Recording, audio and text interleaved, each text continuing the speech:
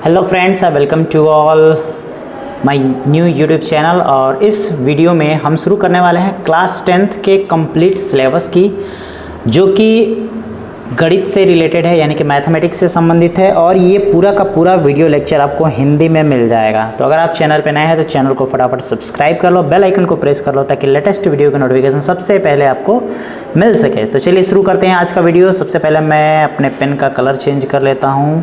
तो चलिए, तो जैसा कि आप देख रहे होंगे, ये हमारा चैप्टर नंबर 3 है। चैप्टर का नाम है दो चर वाले रैखिक समीकरण युग्म। तो चलिए वीडियो को शुरू करते हैं। तो सबसे पहले तो हम हेडिंग की एनालिसिस करेंगे, क्योंकि सबसे पहले जो शब्द आए हैं हमारे हेडिंग में उनको समझना सबसे पहले ज़रूरी है। तो सबसे पहले हम समझ लेते हैं समीकरण क्या होता है। तो समीकरण को समझने के लिए यहाँ पे दिया गया है कि समीकरण यानी कि इक्वेशन जो है वो प्रतीकों की सहायता से व्यक्त किया गया एक गणितीय कथन है, जो दो वस्तुओं को समान अथवा तुल्य बनाती है। यानी कि जब दो वस्तुओं की तुलना करनी गई होती है, जैसा कि आप यहाँ फिगर में देख रहे होंगे, दोनों की तुलना की गई होती है, लेकिन किस रूप में? समान रूप में। तब वहाँ रोल आता है किसका? समीकरण का, यानी कि इक्वेशन का। आधुनिक विज्ञान एवं तकनीकी में विभिन्न घटनाओं यानी कि फेनामेना एवं प्रक्रियाओं का गणितीय मॉडल बनाने में समीकरण ही आधार काम आता है। ठीक है, जैसा कि आप समझ रहे होंगे कि कोई भी इक्वेशन अगर जो हमें मिलता है, उस इक्वेशन से हम सिर्फ क्या करते हैं? प्रॉब्लम्स को सॉल्व करते हैं। ठीक है, और उस प्रॉब्लम्स को अगर हम पहचान के उनके बीच में अगर कोई रिलेशन लाते हैं, उसे ही हम समीकरण कहते हैं, जैसे कि आप यहाँ देख रहे होंगे। ठीक है, जैसे कि यहाँ बॉल रखा गया है, तो एक बॉल जो है वो बड़ा है, मान लेते हैं इसकी मात्रा कितनी है? x है। तो यहाँ दिखा गया सिर्फ x। लेकिन जो छोटे बॉल्स हैं और इस पे जो यूनिट है वो y करके लिखा गया है। लेकिन ऐसे कितने बॉल्स हैं? तो 3 बॉल्स हैं, तो इसलिए 3y कर दिया गया। अब चूंकि दोनों को एक साथ रखा गया है, तो बीच में किसका साइन बनाया गया है? प्लस का। ठीक है, अब वैसे ही दूसरी साइड अगर हम आते हैं, तो दूसरे साइड में कहा गया है कि यहाँ एक यूनिट को बढ़ाया गया। ये नीचे लाने का क्या मतलब है? कि रखा गया है, तो एक यूनिट तो आ गया। लेकिन यहाँ देखिए, ये रेड वाला जो है वो इंडिकेट कर रहा है कि यहाँ से हमने रिड्यूस किया है। लेकिन कितने यूनिट को? z यूनिट को, जो कि 2 नंबर्स में है। तो 2z हमने इसमें से निकाल दिया। अब चूंकि दोनों बैलेंस कंडीशन में है, इसीलिए हमने क्या किया? इक्वल से दिखाया।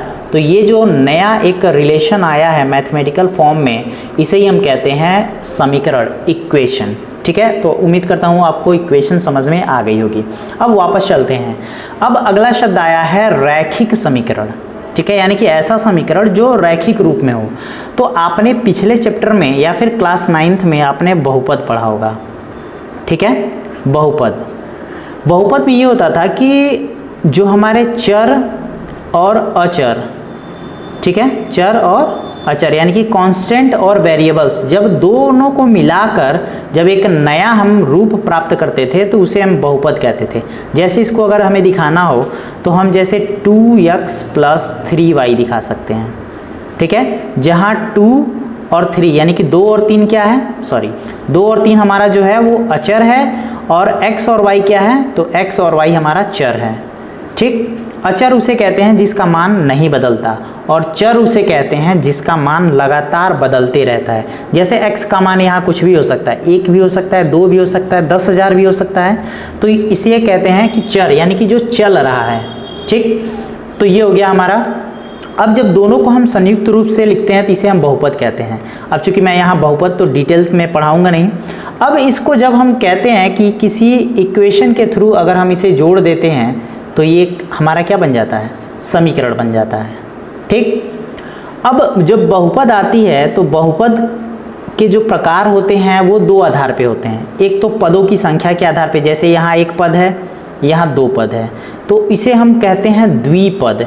ठीक है, द्विपद। 3 पद होता तो 3 पद, 3 से ज़्यादा पद होता तो हम उसे 4 पद ना कह के सीधे सीधे बहुपद कह देते हैं। लेकिन बहुपद में 1 पद भी आता है, 2 पद भी आता है, 3 पद भी आता है।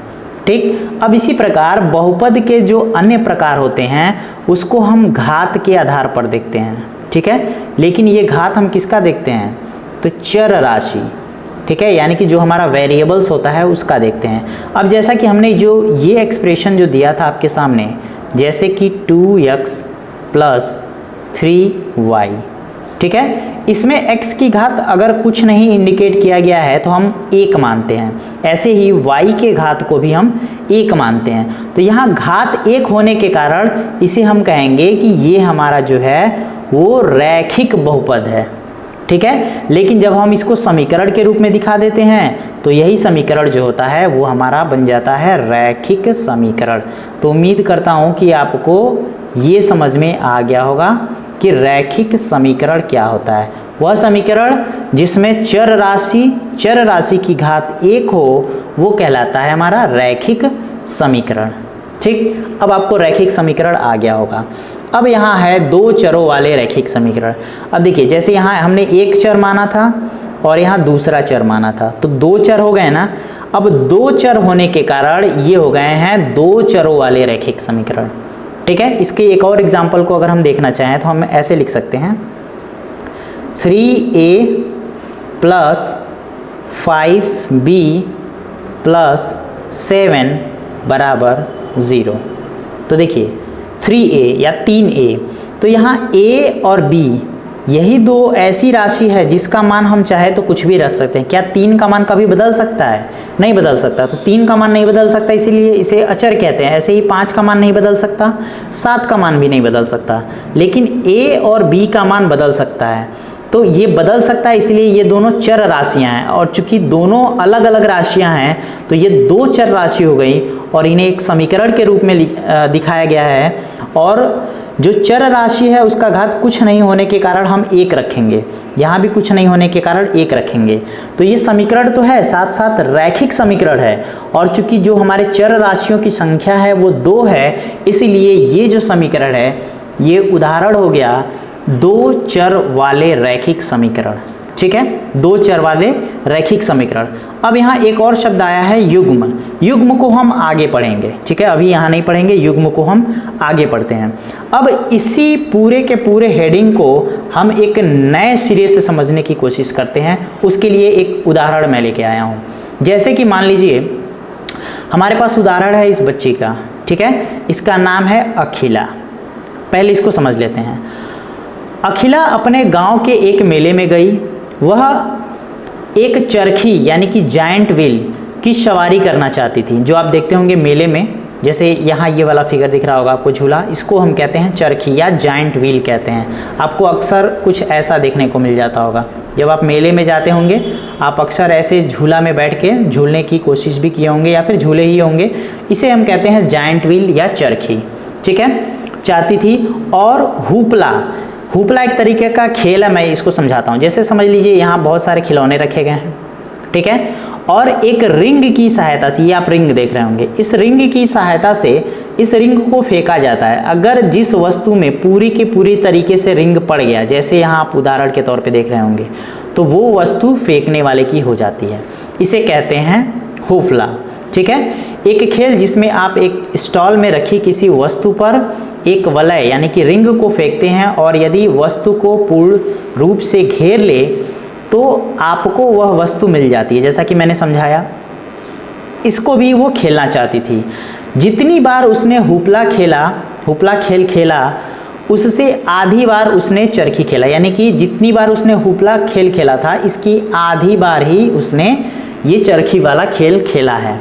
ठीक है, यदि प्रत्येक बार की सवारी के लिए उसे 3 तथा हुपला खेलने के लिए 4 खर्च करना पड़े तो आप कैसे ज्ञात करेंगे कि उसने कितनी बार चरखी की सवारी की और कितनी बार हुपला खेला, जबकि उसने इसके लिए कुल 24 रुपये खर्च किए।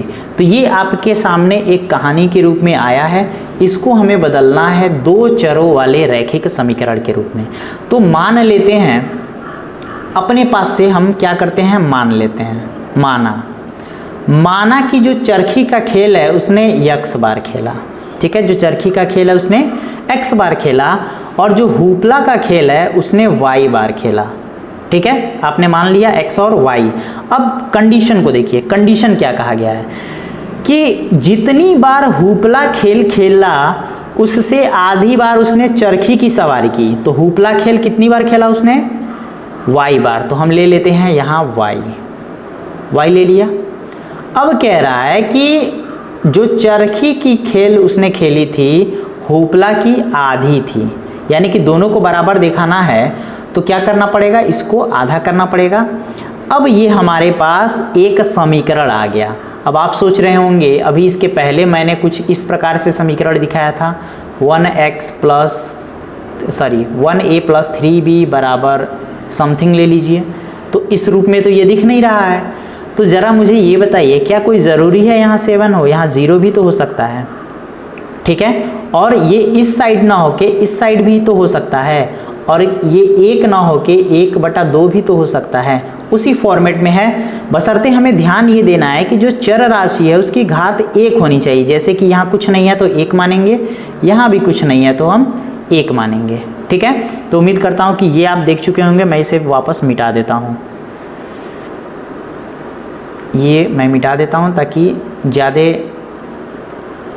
पोथा ना बन जाइए, ठीक है। तो अभी हमने सिर्फ पहले कंडीशन को देखा है, अब दूसरे कंडीशन को देखते हैं।